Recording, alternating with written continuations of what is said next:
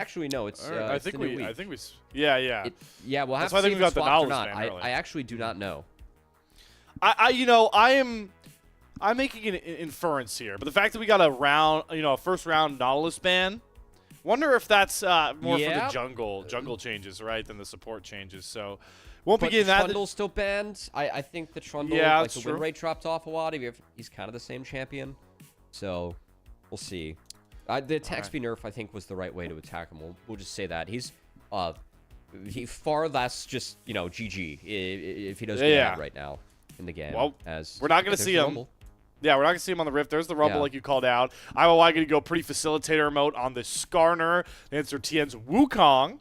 So a bit more, playmaking trade-off for some bruiser power for Tian here. Where do Weibo want to go with this third pick, though? Because I don't feel like they want to go AD here. Maybe take away support early? I like this a lot, actually. I think that your ability to play into Skarner in that front line, and some front line is important here for Weibo, because Skarner can really mess with Gwen's game. He doesn't care about the Shroud. It would take a very talented Gwen Shroud to get out of Impale. Pretty tough to do, so I think it's kind of important that Weibo are able to control the front line and try and assist this Gwen if Breathe is going to be big later on in the game. And FPX have a nice Wombo setup. I mean, Skarner with Varus Rumble. I think Varus with what's showing, actually on-hit Varus could really be in the cards with Skarner could really help in power. Whoa. So, we'll see. Cubby campaigning for on-hit Varus. I thought I'd say the light of day. I mean, I think Braum ban maybe too for Weibo would be really powerful here. Already or a kind of Silas ban? engaged with Skarner. Do you need to throw a Silas ban? Not if you can just lock it in here for Xiaohu. You already have Skarner Rumble Varus ult if you want to blind it. Ooh, that could be. That's a fun way to counter it, right? Usually it's paying the respect of a ban. They did fix it, right? If we're on the new patch, like it's not bad. We probably should have brushed up on this one before Slayer. It caught us off guard. Neither. It's going to be a Poppy ban, so I think it's still warranted. Okay, yeah. So do FPX want to try and take away some of these 80 carry options into the Varus to try and punish it more heavily? Or do you want to try and... It's really hard, right, going after Light and Xiaohu's champion pool at this point. I do like the Annie. It's a really good pairing with the Wukong, so they want to get rid of that one. And we'll see if that Silas tech comes out here for Xiaohu. We saw him already rock that in the last series against BLG in a loss, but I am always a fan of getting playmaking going for most of the team through Xiaohu and Tian. That's how Weibo can get into those winning conditions we talked about they should be getting into, but you let Talia slip this long as well. Oh, they're going to leave the counter. I will say that Silas gets Alistar ult, but it's not like the happiest game for Silas if it ends up being in the hands of Care. So I think there is actually some value with that, and also Xiaohu would get counterpick. So if they aren't going to ban the Silas, I don't mind this, because Silas doesn't really want to see Sivir in his game. Like Wukong Gwen's actually pretty good in the Silas. So it's a trap, is what you're saying. Maybe it's a trap being laid. We're still going to get it. I mean, I think that you can really... Like, Silas with Alistar ult, it is pretty deadly, but if you're a really good team, you can hide Alistar before some of those picks so that Silas actually has to take a different ult. Sometimes that's doable. I don't think players play around with that enough. Also, Alistar brings a lot of CC to the table. You can kind of like punt and stall Silas out. It's just that your spells have to be used there instead of like following up with wombos. So we'll see how it gets played out, but a very heavy dive comp showing for FPX. I almost feel like this pairing in the bot side for Jwei and JiaQi, I like Galio, yeah, is going to signal that we're going to get that on-hit Varus like you're talking about, because that's more of a pairing for prolonging and setting up those fights. Yeah, the Galio coming through here, I mean, that's always going to be clutch when you see double AP solo lanes. Yeah, and also just ability to control the Silas. I think you have enough damage between Gwen, Wukong, Sivir, so I kind of like how Weibo rounded out this draft. Again, I think that if you're going to leave Silas up, they had a good game plan for it. By taking Sivir and Galio later on. I can't really complain about that. It is one of those games, as you know, a little bit of an on-hit Varus hater myself. We'll see if it's patch 16. I know. I believe, I think we're on 15. I'm pretty confident we're on 15. It's a new week. Yeah, it's a new week. I know usually LPL like delays it about a week and change. I don't know if they changed midweek though, or at the start of their standard week. I checked GOL and they have 15, 16 loaded up for split 3, but there's no match history. So we'll see. When we spawn in, we should get a patch notification, but yeah. I was just curious with the crit issues on Silas. I feel like those have been fixed though. Yeah. Oh, okay. Because So he already played in tweaked. LTA today. Yeah. That's a good call. I did see that. Well, we're all going to find out together, nonetheless, as we get set here to go back to Summoner's Rift. Weibo Gaming taking on FunPlus Phoenix. 2 squads that really will struggle to make any sort of shakeups in the group of said standings, but it's what they can bring momentum-wise into that play-in stage that we're trying to see from both of these squads. And as always, we hope to see them propped up by their fan bases here as well once we get onto the Rift. I'm excited though, Cubby, because those later Group Ascend games are basically, kind of a precursor to playoffs, and I hope our teams show that on the Rift tonight. Yeah, and we've had, I think, some spiciness the last couple of days. Obviously, IG, BOG. IG trending up, BOG trending down. I think that's interesting with BOG really being the gatekeepers that have stopped IG a lot. But, of course, we got Weibo FPX as an appetizer. We're going to have to see if Weibo can take care of business here.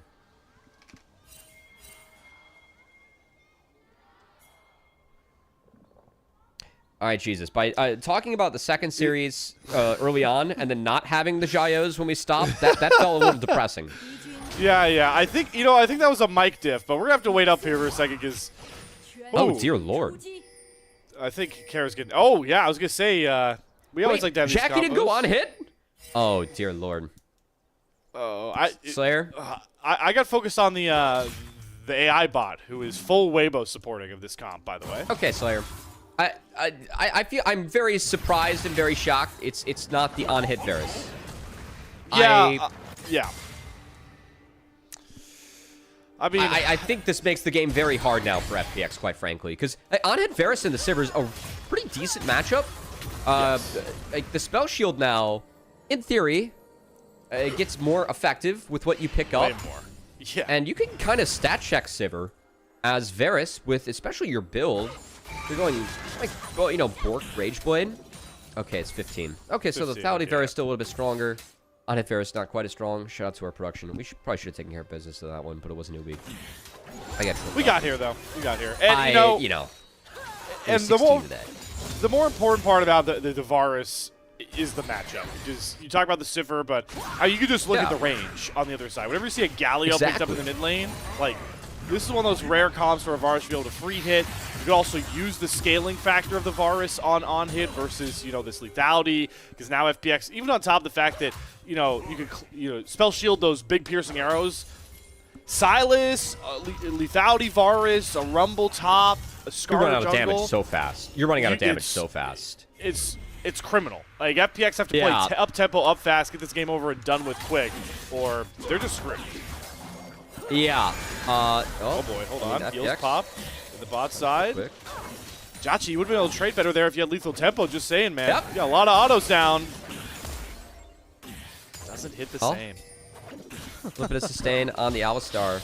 That's the other thing too. Like you have a lot of ability to clear space for on-hit Varus this game. I mean, it's Rouse Skarner with a Silas grabbing Galio Alistar ults.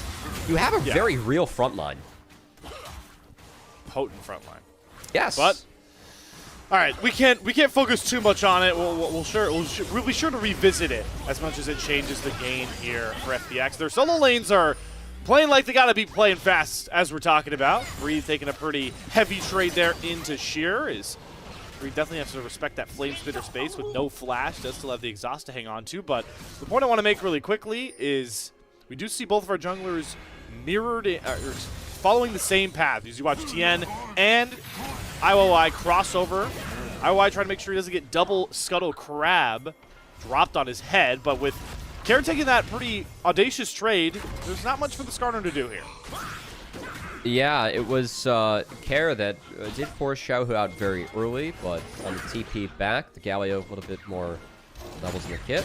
Ended up getting the best of that round, and that's a nice double crab and a good start here for Tian. So, of course, Wukong, Gwen, they're going to be the hungry ones in the top side, and if these two get ahead, we have seen the work they can do in fights. Whereas Xiaohu, of course, we can't discount Galio damage, especially I watched Rookie play that yesterday. It was pretty filthy in that top esports series. Yeah, it got pretty gross. It did. without a doubt. We'll see. And he doesn't have to worry about being melted by an on-hit Varus, so that's kind of nice for him too, you know? Sure. Yeah. There's a lot of, I just think the Scalio, if he's tanky enough, is just the biggest problem in the world for FPX to deal with. Right now, they've gone for the classic lane swap here to set up in about 5 minutes with both of our bot lanes on the top side. With another good trade here for Sheer, IYY does have a timer to make his way towards the bot side. His golems are spawning next. I'd like to see FPX, as we continue to talk about them, need to be really out front early with the comp they drafted to just jump on this dragon and take this one away for free to get the neutrals rolling. Yeah, Sheer doing a nice job early on, no surprise. Rumble, he has 8 plays on this champion, and he's actually 4-4 for a team that only has 5 wins on the board this split. I'd say that's pretty good, 50% win rate with the Rumble. Sheer pushing Breathe out and playing the matchup well so far. Obviously that phase rush to get through the exhaust definitely helped. Exhaust necessary for the for that phase of the trades right there. The overheat. The auto's going. Breathe coming back, managing okay. No Dragon start yet with the swap. I gotta say, I think that keeping the poke Varus bot might have helped a little bit. Just to, you know, be able to contest, push up these waves more so than the Rumble. That is a break point where Rumble isn't able to push around until he has Mask, which I guess he's TPing back for now. And we might see some Dragon Pile, but Xiaohu, good chunk on the care. Tian impact down, gets the stun. Yeah, just remember, these two junglers start on the exact same side, so a lot of their clears are going to be in sync. So anytime you see one of the junglers pop up in a lane or towards an objective, the other one likely should be looming not far behind. As on that timer, Tian's going to path up and I believe double crab once again to keep his farm lead steadily improving. And yeah, he's going to get the hit squad to roll with him here. Xiaohu and Chris going to find that blue buff spawning. So tempo-wise, liking where Tian's at, liking where Weibo's at. Just what can they turn this into now, especially that the Cyclone is online for Tian in this Wukong. Oh, they're going to go for this. They're going to go for the Alistar sec there from Chris versus JiaQi to burn Barrier and Flash. So both summoners off of the Varus. Good play there from Crisp. I really like that play for Crisp. I actually was a little bit concerned for Weibo in the next minute, because part of what got that second double crab is the spellbook TP from Crisp. He went mid. That helped get priority on the next crab that spawned for the Wukong afterwards. But this meant that there could have been a dragon play for FPX up with the TP advantage that now Jwei has, because they could have played dragon with numbers, but that stall on the top side, now they had the reset Varus. IYY's clearing back down. He didn't really skip any camps to try and hit that, and to be fair, it is a little bit of a slow solo from Skarner. So I think we're just kind of waiting for a grub fight. If we are FPX, and their grub fight, to be fair, quite strong. I think that they have to cash in as much as they can as early as possible given the Varus build. So I'm in line with fighting this if they can find a way to get Sheer here. Maybe they'll just look for a bot lane escalate of their own. With that Impale, IOI going to go in. Chris going to try and delay, but he does not have the Unbreakable Will, so he's much squishier. TP coming across here as well. Believe that it's Xiaohu that's going to be joining this top lane brigade. And his TP is actually going to end up saving Crisp's life, but does give Grub control, likely over to FPX if they can play this patiently enough. Yeah, he lost a mid-wave for that, but I think it's okay if they can get an Alistar reset. If I'm FPX, I'm definitely trying to snipe one away here. But Chris canceled. Chris doesn't care about his health bar. He wants to mark and kill off Jwei. Caught trying to get rid of a pink ward, and just like that, Weibo have wrestled control back over. The other members of FPX want to stick around here to try and make these scrubs work. They've roamed Sheer all the way up with that equalizer. First scrub going to be secured by IYY. They're going to TP Jwei back in off the respawn. Weibo just don't really have the numbers to make this work, and Xiaohu needs to be really careful about stepping up too far. Ishtal's impact just going to slow, but he has to flash the Impale. Xiaohu hanging around a bit too long. The grubs inevitably go over to FPX. Okay, at least they were able to buy some time for Breathe to bounce back, and they got Kara's TP as well. So it's not like that was for nada, but Weibo, I think as this game goes on, I like their scaling a lot, just given the Sivir, and they were able to pick up a kill, but honestly a wee bit surprised, even without the Alistar there, that they weren't able to stick around for anything else. I thought a fight, just given how the early fight went, could have been okay. Instead they played for farm on the top side. It's okay. This is so funny. Chris was waiting for Jwei, then Tian finds Jwei. Now IOI joins the party. All in the blue side jungle right now. Blasco going to knock Tian back into the red buff pit. Headbutt going to come out here from Chris. They're trying to get over towards Light, but Care has the first track in to kind of trap this Weibo's top side. Flash comes out from Tian. Chris has to pop the Unbreakable Will. Try and run back cautiously. Jwei back over the wall. IYY with no Impale. Really hard for him to keep pushing out the damage, and the needlework is really going to make him think twice as he flashes back over that red buff wall. Classic LPL, Matt. We're fighting over a red buff. I mean, I will say, after you give up the 3 grubs, it's the right play to try and get into the enemy like side jungle and, you know, try and take some camps away if you can stall. But the way that fight started, I'm just really surprised that Tian stuck around as long as he did, because I think that he waited too long to make that play in the first place. Right. I'm going back through the replay just to see how that evolved, because we are in a pause now and you are stuck on our faces. I'm trying to figure out what was going on with that blast cone. I wonder if that's what caused the pause. The weird, wasn't there a weird interaction there with Tian? I'm trying to figure out what might have caused that pause. No, I don't think that was a weird one. It could have been a technical issue. We'll see. It was the control board. I like that drop actually from FPX, and they just got a lot of conditions out of Weibo, so we'll see what happens here. But that was a decent skirmish for FPX. I thought Tian played that skirmish really poorly. Yeah. Okay, well, we're back live, so it must have been just a little bit of a tech issue. That's good to know. I always get nervous on a cast with my good friend Cubby and his track record. You don't have to do that, Slayer. It's okay. I didn't bring it up. So I've either doomed us or freed you. There's only 2 outcomes left here, Cubby. You definitely freed me. We're not going to have any issues today. Oh, boy. All right. Well, I can't cover for that. That's a double down, folks. I don't have that heavy of mystical powers, all right? I can't. It's out of my hands now. That's what I want to make clear here. And now production's getting mad at us for this. You're stuck with us, Adam. No matter what happens, going through. Hey, does anybody want to, like, direct their attention towards the Drake pit, by the way? It is going to be 11.5 minutes. And not yet. This Mountain Drake is lonely. I think that if you're Weibo, you're kind of trying to get more items here. I do think that Weibo, they need a few items to fight. Trinity Force on Wukong, really important this game. Honestly, 2 items for him important, just to get that effective health pull up. Oh, look, Triforce in. That's actually really big for Tian. Maybe Dragon's a look now. I think they're still waiting for first item, though, on Xiaohu. I think that the timer with his TP maybe getting back, that might be the Dragon look. And frankly, just the fact that it's delayed. We're talking about FPX being on a clock. Like, it's fine. I'm talking about the Weibo perspective. I think it kind of speaks to just the lack of forward momentum FPX have in this game when they need it. Like, they're going to get some here. Here's some topside momentum. Impale, Equalizer. That was a beautiful way to layer in the lava, but Jwei gets clipped by Crisp, and he makes sure to trade out his support buddy. Has Unbreakable Will, so don't know if we really want to try and make this dive work any further, FPX. They're just going to take their plates and leave. Yeah, I mean, look, I don't think that this is worth for FPX. Like, yes, they got something, but the first dragon, a mountain dragon, is going over to Weibo in a game where you have Lethality Varus, and we're saying you run out of time and damage later on. I think that's a really worrying sign. And getting a singular kill onto the Gwen, while it's always good to take economy off the Gwen, I don't really think that's worth it moving forward. This Sivir is still going to exist in the backline, and that Gwen's going to be big later on. So I very much prefer the state of the game that Weibo have so far.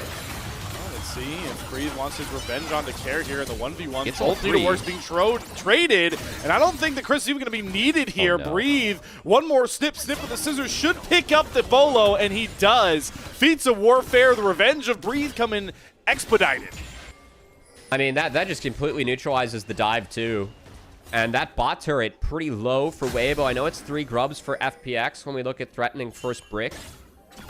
But that's a big pickup for Breathe, because, again, he was the play for FPX and giving up that dragon. He comes back, gets that gold right back for himself, gets to farm the last few seconds of plates, too. As just an overstay from Care, didn't have the help, wasn't able to play that extra wave, and Breathe knew it. All in, really no real threat to Breathe going down here. So just a great take from him, and a big mistake from Care being on that wave. And what really compounds the issues here is knowing that Weibo I mean, they could have already coasted, giving away a lot of assets to get to the points they want to be at with this composition, but now, with a bit of a lead, getting some really valuable solo gold on, you mentioned Breathe on the top side, but Xiaohu gets, I believe, 3 of the 4 plates they took on that bot tier 1 turret solo by this point. He gets a ton of gold, and you're buying all this time to put this Sivir now in the mid lane who could just delete waves over and over again and be that scaling insurance policy. It is, we are there, Cubby. We talked about the pre-show. Weibo in winning spots for their composition. And time is only their friend. I mean, it only gets better from here. That's the thing. Like, this isn't the timer where if I'm Weibo, I'm thrilled to fight. What I am thrilled about is that I'm up 1k gold and 1 dragon, because I think this is a game where at this point, FPX needs to be looking at like a 1 to 2 dragon advantage and a 2k gold lead plus. So by those metrics, I find Weibo to be way far ahead in this game.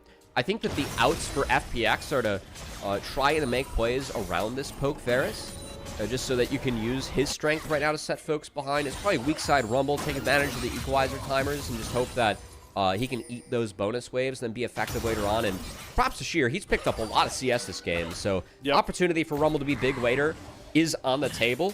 And I think that Sheer has done very well in what we've seen so far. We know that he plays this pick well for the team, but FPX need to make some things happen, or else, again, time is just going to be so grim for them. And so far, the pace of the game has just been entirely dictated by Crisp and the few good plays he's made early on. Well, here's FPX's turn to dictate that pace, as you were calling out to. They're going to pick up this Rift Herald despite being on vision for virtually free. I like that timer a lot. They don't drop any waves. They're able to match Xiaohu on the bot side, but JiaQi takes the path away from his frontline tanks, and it costs him his barrier for no reason, really. Yeah, like, I mean, didn't even hit the wave. Just a really greedy walk. I know that this FPX team, you know, sometimes young, but that's one of the little things. They weren't even able to defend that control ward.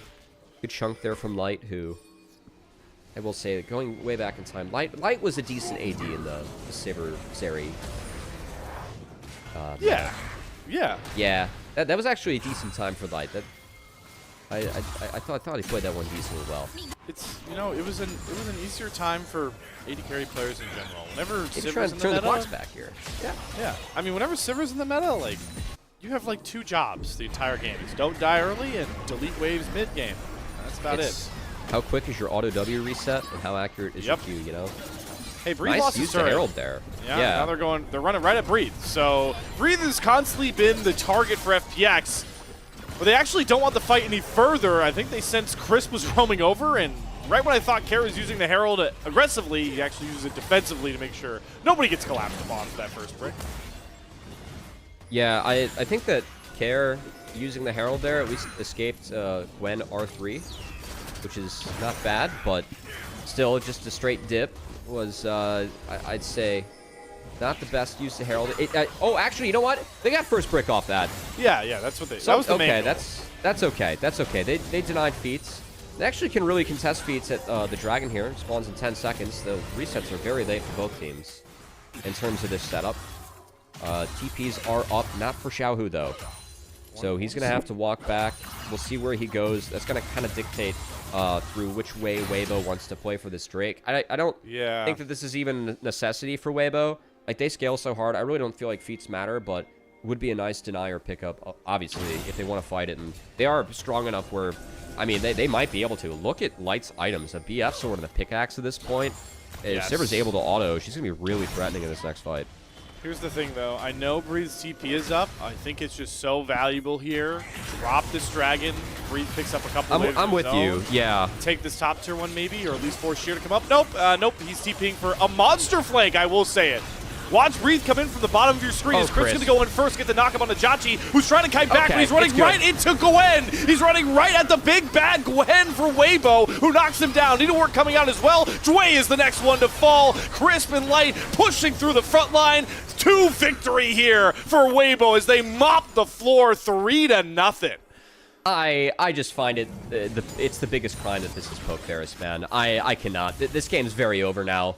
That was a really beautiful flank from Weibo Gaming, and props to Weibo. Something that we did set up for them coming in is, are they a bottom 3 team or, you know, just above the bottom 2? Because they have only beaten one team above them in the standings in AL. And that was AL coming off of the international tournaments. So far in Game 1, they are really taking care of business against FPX. And I do think this game is decent evidence for why you can let Silas through into Alistar. Especially if you're going to play Alistar the way that Chris has played it so far this game. Because it's pog-worthy of what we've seen from Chris so far. Always good in the Alistar and has been very on point this Game 1. I just love how Breeze completely warped his fight. Yes, the flank is one thing, but you talked about how Sheer is the only member that's really getting ahead for FPX. The exhaust, he immediately drops that over top as the the magic carpet comes down. So all that big damage that the Rumble skilled up just kind of gets cut down. Amazing flank there from Breathe. One that we were not calling for, and that's why Breathe is playing. And we are talking over his gameplay, folks. It's also kind of nice when your support sets it up like that. Yeah, true. But that's fight, the cohesion. Wow. That's the cohesion nice. that Weibo were missing so often against those better opponents like you were talking about, Debbie. Yeah, it is. And that's kind of what we wanted to see out of them today against FPX. I mean, can this be a tune-up match for Weibo, who do have a pretty tough schedule looking at the rest of the LPL? They have IG and JDG twice. Okay, maybe it's not that tough. But we need to build up some hope for playoffs for Weibo, right? Here's the thing, right, too. Those are, especially the JDG series, like, if you want to move yourself around in those standings, that's an opportunity for sure. That's an opportunity. It's not like you're just playing top esports and BLG who are mathematically nowhere near you in the standings for the rest of the Group Ascend split, right? It's you can move up. Your power is in your own hands. Weibo. I mean, that's always the case in sports, but yes, at least they're making the most of it today, Slayer. But there's no committee to suck up to get a better spot in the playoffs. There's no bracketology. You're right. It's just you. It's your team winning the games. I watched SEC's Any Given Saturday, the Netflix documentary, this past week, and I actually forgot about what happened to South Carolina. For context, they beat Clemson in the last week. And then Clemson got in the college football playoffs over them, and the committee said that whatever happened in the last week had no standing on their playoff selection, which is the craziest thing I've ever heard of. They beat them at Clemson, too. Anyway, Chris making another play. Yep, Chris making another play, another headbutt back into his team. This time, Jwei gonna cast the back of the storm, but it's just too little too late. Chris was able to get back out. Change the corruption, not gonna hold anybody at bay. Light trying to kite back that lethal tempo, procking. Weibo get away with another great high start out here from Chris as he's strongly making a case for player of the game, the way this one's going for Weibo. There have been a lot of games where I've talked about Sivir and her inability to really auto-attack. I actually really like her into the Skarner game. I feel like it's kind of a thematic counter. Because one of the big advantages of Skarner is his E and his ability to impact terrain. That R actually really works it for Sivir. Oh boy, Chris going in again. That's another great play. Wow. Chris wants seconds, thirds, and fourths the way he keeps returning to the buffet that is FPX. My lord, cut down 2 more members, and Weibo can go right back to that Otacon, and I see no way for IYY to ever get near this thing. It's another buff over to Weibo as they continue to keep this train rolling. Give Chris the pog, man. I've been really impressed with Chris this game. His Alistar, usually one that can be a spectacle, but every play that Chris has attempted has just, I think, been executed in a really solid manner. Really, the support that people were hoping for when Chris joined the team, of course, reuniting with Tian, that bringing some experience in that Erha lacked, something that I don't think this team exactly needs, but frankly, there were some fans I saw of late kind of calling for Erha to return. For the team, but Crisp has put up a very solid Game 1 performance here.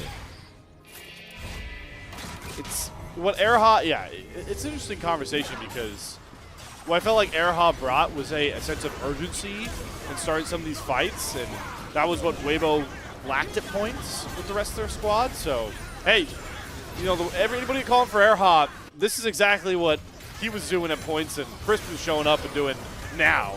Because we get it's a replay highlight of Crisp. Like, both these 2 plays, let's start with Crisp.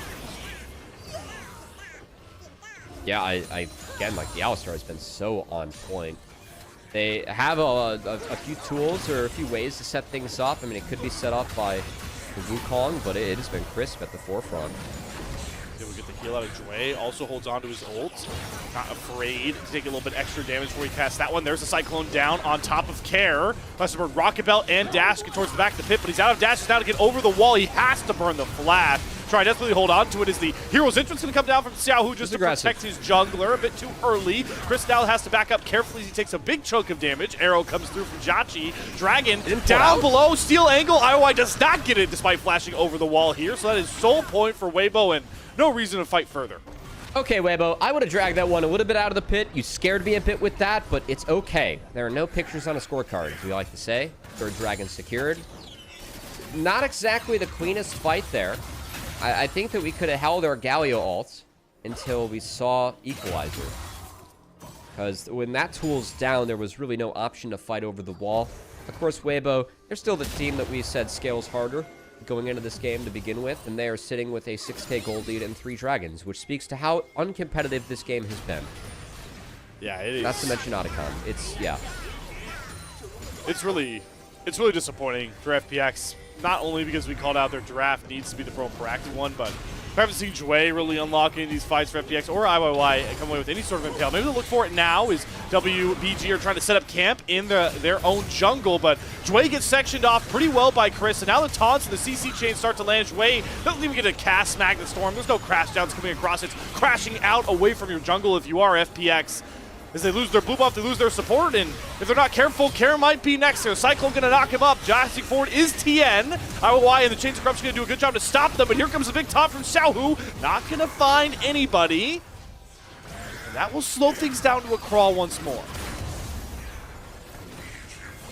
Oh, I mean, IYY is holding the door. I think that Weibo just don't have the conditions yet to hit Baron, which is why they're kind of playing with their food here. So I'm okay with it. I don't think they really lost anything. And there's no timer. Again, for FPX, like, I really have to question their draft in this. I don't really feel that there is a plan that exists that can get them a good game state outside of, like, very much flipping bot early on. Yeah. And the Skarner got double crabbed, and, like, from there, I mean, Gwen was attacked a little bit, but look at where Breathe's at now.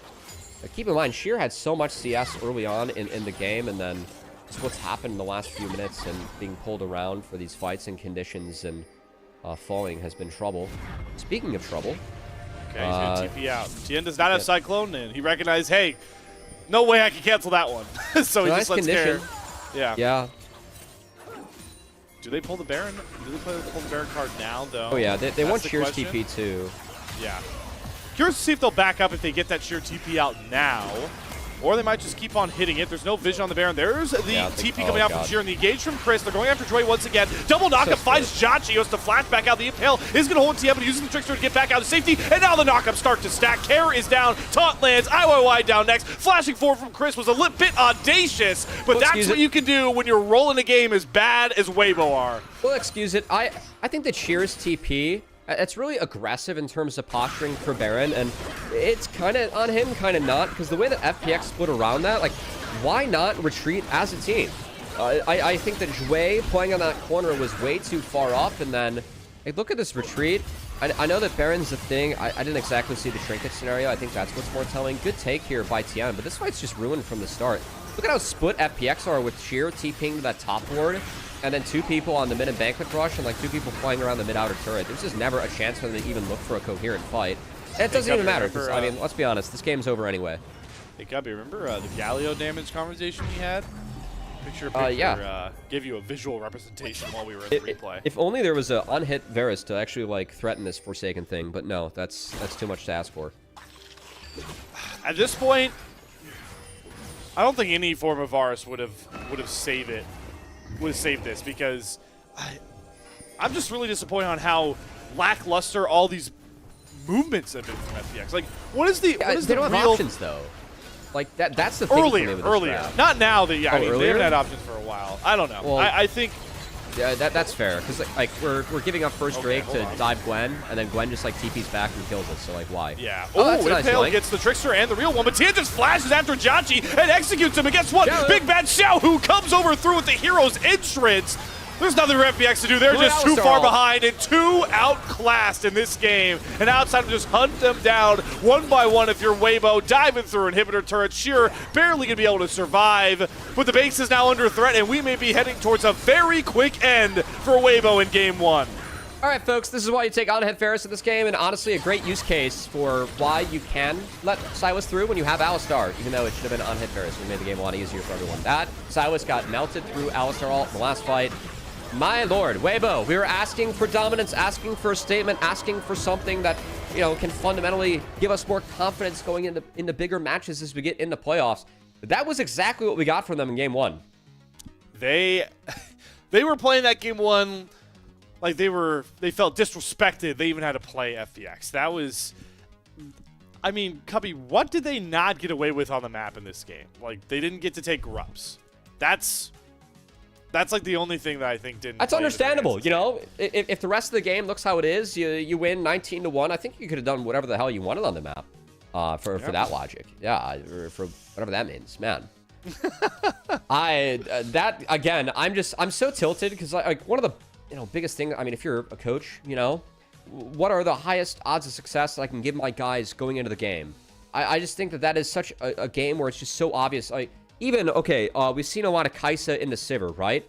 Why is that matchup good? You can dive the Sivir and out DPS her. What does on-hit Varus do? You have 50 range advantage with Bork and early Greaves if you can get there and you have early lane advantage. Like, between the slow, the range advantage, and, like, the auto attack, I mean, you can really melt and fight Sivir.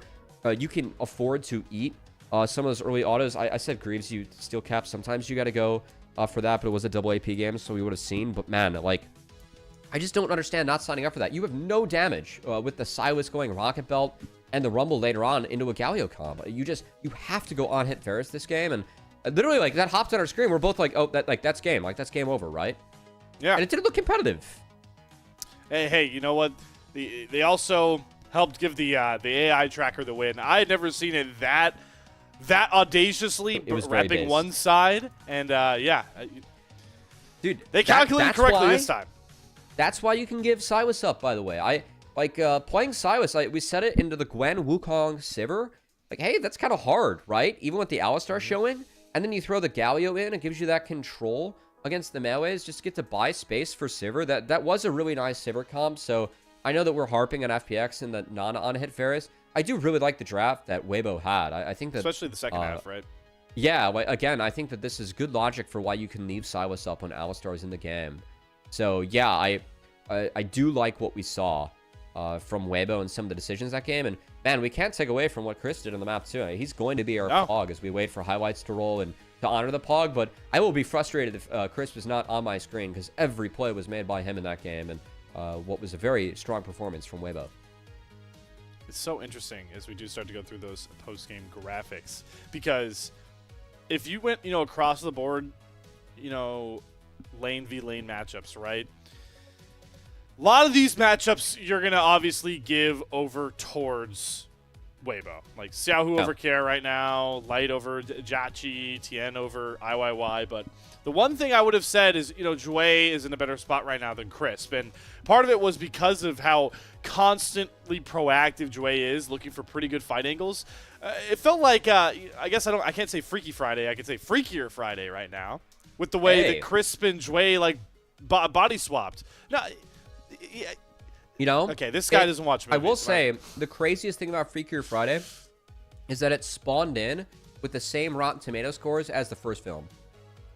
So, they actually, Freaky Friday their own Rotten Tomato scores by that logic. That's respect to playing towards the joke.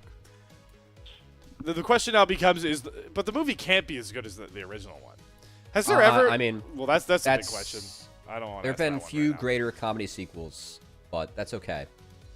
Okay, that's a glowing review. Yeah, I mean, well, no, I meant, there are a few comedy sequels where the second's better than the first. That's probably... I feel like the original Naked Gun series might be one of the few series where that's actually the case. Yeah, that's a good point. That's a good shit. That's actually great. I need respect for that. Actually, you know what aged me the most this week? Superbad yesterday turned 18, which means that Superbad was old enough to do what they did in the Superbad movie. And I felt really old knowing that. Yeah, sorry, Unc. Yeah, sorry about that. By the way, I know it's Monday. The joke was that they made a new Freaky Friday movie, so it's Freakier Friday. That was the entire point of the joke. Well, you're talking to ghosts. You know, that's at least for the viewers at home. That's Listen, fine, there's some people that got paid a lot of money on TLC and other random cable channels to talk to ghosts that weren't really there. So yeah, that's man. That's all I have to say. I can pretty This is what happens when a team, by the way, wins 19-1 on the Rift and does this the entire time. We already picked player of the game. Like we could have revealed this earlier. That's just the decimation we saw start this series out from Weibo that we're talking about. Yeah. God, you know, we love the broadcast so much, Slayer, that instead of just like skipping to a 15-minute break and playing a Q game behind the scenes, we stuck and gave our thoughts about comedy sequels. But what would be another good comedy sequel? I think they've used up all the good ones. Here's no, I got American Pie sequels. The first is a classic. I think that later ones, though, are actually better movies. Okay, that's good. You're saying which ones were good sequels? I was like, were the sequels better than? Oh wait, Austin Powers. Rush Hour 2. Rush Hour 2 is the best one. I cheated now. 22 Jump Street might have been better than the first, but both bang. No. I think that making a good comedy sequel is just very difficult. Like, it's Anchorman impossible. 2 could not have been better than Anchorman 1. You cannot convince me. I also just believe that, like, in this day and age, I think we should just stop touching franchises that made single movies and just leave them alone. Like, that's true. Like, even the Happy Gilmore, like, sequel, it was fine. It was good, but, like, I don't think we needed it. You know what? You went in knowing that it had 80-plus cameos, and you got what you asked for with that. Yeah, it's true. We got what we asked for with our votes here, by the way, as well. Shout out to Chris, third MVP of the split here. Masterful Alistar performance. Harold and Kumar Escape from Guantanamo Bay. Better sequel.